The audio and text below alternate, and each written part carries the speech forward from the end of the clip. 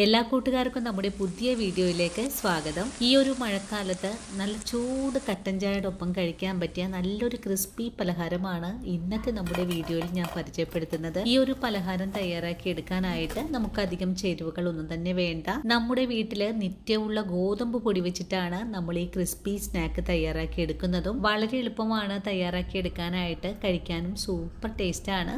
അപ്പോൾ നമുക്കുടൻ തന്നെ നമ്മുടെ വീഡിയോ കാണാൻ പോകാം. അതിനു മുമ്പായിട്ട് ഞാനൊരു കാര്യം പറഞ്ഞോട്ടെ, വീഡിയോ കാണുമ്പോൾ നിങ്ങൾക്ക് ഇഷ്ടപ്പെടുവാണെങ്കിൽ നിങ്ങളുടെ വിലയേറിയ ലൈക്കിൽ തരാൻ മറക്കാതെ ലൈക്ക് തരണേ കൂട്ടുകാരെ. അപ്പോൾ നമുക്കുടൻ തന്നെ നമ്മുടെ വീഡിയോ കണ്ടു നോക്കിയാലോ. ചായപ്പലഹാരം തയ്യാറാക്കി എടുക്കാനായിട്ട് നമുക്കിവിടെ 2 സവാള ആവശ്യമായിട്ടുണ്ട്. കൂടെ തന്നെ ഒരു കഷ്ണം ഇഞ്ചിയും എരിവിനാവശ്യമായ 4 പച്ചമുളകും ഞാനിവിടെ എടുത്തു വെച്ചിട്ടുണ്ട്. ആദ്യമേ നമുക്ക് സവാള വളരെ തിന്നായിട്ട് തന്നെ ഒന്ന് കട്ട് ചെയ്തെടുക്കാം.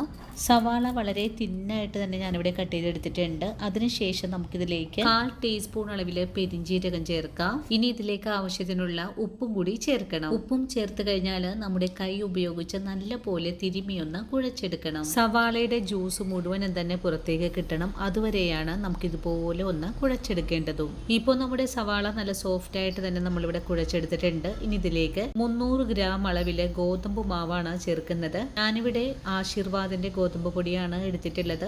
ഇതിലേക്ക് നമ്മൾ നേരത്തെ കാണിച്ച 4 പച്ചമുളകൊന്ന് കുനുകുനാന്നരിഞ്ഞ് ചേർക്കാം. പച്ചമുളകിന്റെ കൂടെ തന്നെ കുറച്ച് കറിവേപ്പിലയും കൂടെ ചേർക്കണം. ഇനി ഈ പലഹാരത്തിന് നല്ല സ്വാദ് കിട്ടുന്നതിനായിട്ട് 1 സ്പൂൺ അളവില് ചിക്കൻ മസാല ചേർക്കാം. കൂടെ തന്നെ മാവ് മയത്തിൽ കുഴച്ചെടുക്കുന്നതിനായിട്ട് 1/4 കപ്പോളം തൈര് കൂടെ ചേർത്ത് കൊടുക്കാം. തൈരും ചേർത്ത് കൊടുത്തിട്ട് കൈകൊണ്ട് നല്ല പോലെ ഇതൊന്ന് കൂട്ടിക്കുഴച്ചെടുക്കാം. നിങ്ങൾക്ക് ഈ ഒരു സമയത്ത് തൈരിന് പകരമായിട്ട് സോഡാപ്പൊടി ചേർക്കാവുന്നതാണ്. നമ്മൾ ഇതിലേക്ക് വെള്ളം ഒന്നും തന്നെ ചേർക്കാതെ തന്നെയാണ് പൊടി കുഴച്ചെടുക്കുന്നത്. ഇനിയിപ്പോൾ പൊടി കുഴച്ചെടുക്കുന്ന സമയത്ത് വെള്ളം പോരായ്മ ഉണ്ടെങ്കിൽ കുറച്ചുകൂടെ തൈര് ചേർത്ത് നിങ്ങൾക്ക് കുഴച്ചെടുക്കാവുന്നതുമാണ്. ഇനി ഇതെല്ലാം കൂട്ടിച്ചേർത്ത് നല്ല മയം വരുന്നത് വരെയും നമുക്കൊന്ന് കുഴച്ചെടുക്കാം. നമ്മൾ ഇന്ന് തയ്യാറാക്കുന്ന ഈ ഒരു ചായ പലഹാരം ഒരു 5 മണിക്കൂറോളം റെസ്റ്റ് ചെയ്തതിന് ശേഷമാണ് തയ്യാറാക്കി എടുക്കാൻ പോകുന്നത്. നിങ്ങൾക്ക് മാവ് കുഴച്ച ഉടനെ തയ്യാറാക്കി എടുക്കണമെങ്കിൽ ഇതിലേക്ക് കുറച്ച് സോഡാപ്പൊടി ചേർത്ത് തയ്യാറാക്കി എടുക്കാനും പറ്റുന്നതാണ്. അങ്ങനെ നമ്മുടെ മാവ് ഇതുപോലെ ഒന്ന് ഞാനിവിടെ കുഴച്ചെടുത്തിട്ടുണ്ട്. നമ്മൾ എടുത്തിട്ടുള്ളത് ഗോതമ്പ് പൊടി ആയതുകൊണ്ട് വളരെ തന്നെ വെള്ളം കൂടി വരാൻ സാധ്യത കൂടുതലാണ്. അപ്പോൾ വെള്ളത്തിന്റെ അളവ് വളരെ ശ്രദ്ധിച്ച് വേണം നമുക്കിതുപോലെ പലഹാരം തയ്യാറാക്കി എടുക്കാനായിട്ടും. മാവ് കുഴച്ചതിന് ശേഷം നല്ലതുപോലെ കൈകൊണ്ടൊന്ന് ഉരുട്ടിയും കൂടെ നോക്കണം. ഉരുണ്ട് വരുന്ന പാകമായാൽ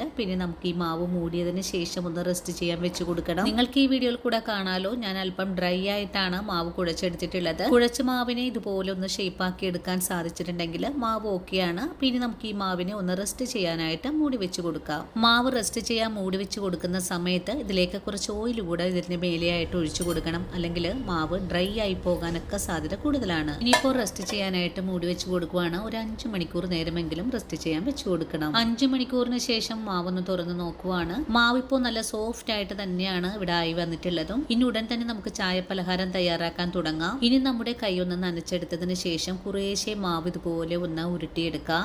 ഈ ഒരു സമയത്ത് വെള്ളത്തിന്റെ അളവ് കറക്റ്റ് ആയിട്ടിരിക്കണം, അല്ലെങ്കിൽ ഇതുപോലെ ആക്കിയെടുക്കാനായിട്ട് നമുക്ക് കുറച്ച് ബുദ്ധിമുട്ടായിട്ടൊക്കെ വരും. മാവ് ഉരുട്ടി കഴിഞ്ഞാൽ നമ്മുടെ കൈ ഉപയോഗിച്ച് ഇതുപോലെ ഒരു ഹോള് കൂടെ ഇട്ട് കൊടുക്കണം. ഈ ഒരു ഷേപ്പിലാണ് നമുക്ക് പലഹാരം തയ്യാറാക്കി എടുക്കേണ്ടതും. ഇനി ഷേപ്പാക്കിയിട്ടുള്ള ഈ ഒരു പലഹാരം ഒരു പ്ലേറ്റിലേക്ക് മാറ്റാം. അതിനുശേഷം വീണ്ടും കൈ നനച്ചതിന് ശേഷം ഇതുപോലെ തന്നെ തയ്യാറാക്കി മാറ്റാം. നമ്മുടെ തള്ളവിരലും ചൂണ്ടുവിരലും വെച്ചിട്ടാണ് നമ്മൾ ഇതുപോലെ ഹോൾ ആക്കി എടുക്കുന്നതും. രണ്ടാമതും ഈ ഒരു ഷേപ്പിലേക്ക് മാറ്റിയെടുത്തിട്ടുണ്ട്. ഇതും പ്ലേറ്റിലേക്ക് മാറ്റാം.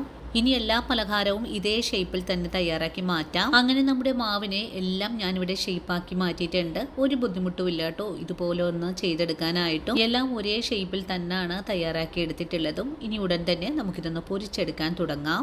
പൊരിച്ചെടുക്കുന്നതിനായിട്ട് ഒരു പാൻ അടുപ്പിലേക്ക് വെച്ച് കൊടുത്തിട്ടുണ്ട്. പാൻ ഒന്ന് ചൂടായി വന്നു കഴിഞ്ഞാൽ പിന്നെ നമുക്കിതിലേക്ക് ഓയിലാണ് ഒഴിച്ചു കൊടുക്കേണ്ടത്. ഓയിൽ ഇപ്പോൾ നന്നായിട്ട് ചൂടായി വന്നിട്ടുണ്ട്. ഇനി ഇതിലേക്ക് നമ്മൾ തയ്യാറാക്കി വെച്ചിരിക്കുന്ന ഓരോ പലഹാരവും എണ്ണയിലേക്ക് ഇട്ട് കൊടുക്കാം. എണ്ണയിലേക്ക് ഇട്ട് കൊടുക്കുമ്പോൾ ഫുൾ ഫ്ലെയിം ആയിരിക്കണം. അതിനുശേഷം മീഡിയം ഫ്ലെയിമിൽ വെച്ചിട്ടാണ് ഈ ഒരു പലഹാരം ഒന്ന് മുരിച്ചെടുക്കേണ്ടതും. എണ്ണയിലേക്ക് ഇട്ട് കൊടുത്ത ഉടൻ തന്നെ ഇളക്കി കൊടുക്കാതെ 1 മിനിറ്റ് നേരം കഴിഞ്ഞിട്ട് വേണം നമുക്കിതുപോലെ ഒന്ന് ഇളക്കി കൊടുക്കാനായിട്ടും. ഇനി ഓരോ വടയും നമുക്ക് തിരിച്ചും മറിച്ചും ഒക്കെ ഇട്ട് കൊടുക്കാം. ഒരു തരി പോലും എണ്ണ കുടിക്കാതെ തന്നെയാണ് നമുക്ക് ഈ പലഹാരം ഫ്രൈ ചെയ്തെടുക്കാൻ സാധിക്കുന്നത്. ഓരോ വടയും ഒന്നിലൊന്നും മുട്ടാതെ തന്നെയാണ് നമുക്കിവിടെ ആയി വന്നിട്ടുള്ളത്. നല്ല സ്വർണ്ണ നിറത്തിലേക്ക് ആയി വന്നു കഴിഞ്ഞാൽ എണ്ണയിൽ നിന്നും കോരി മാറ്റാവുന്നതാണ്. കോരി മാറ്റുന്ന സമയത്ത് ഫുൾ ഫ്ലെയിം വെച്ച് കൊടുത്തിട്ട് വേണം കോരി മാറ്റാനായിട്ടും. അങ്ങനെ ആദ്യം ഇട്ട് കൊടുത്തിട്ടുള്ള വട മുഴുവനും തന്നെ മുരിഞ്ഞു പാകായി വന്നിട്ടുണ്ട്.